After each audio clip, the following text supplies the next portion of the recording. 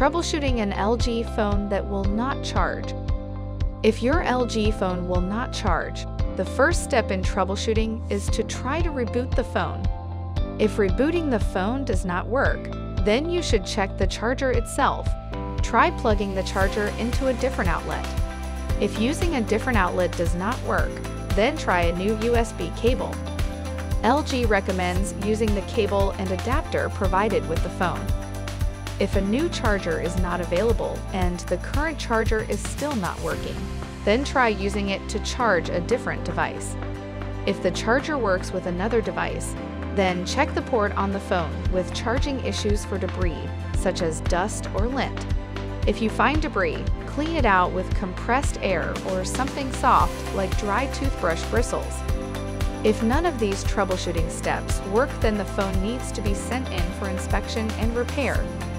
Go to lgmobilerepair.com or contact LG customer service to have a return authorization submitted.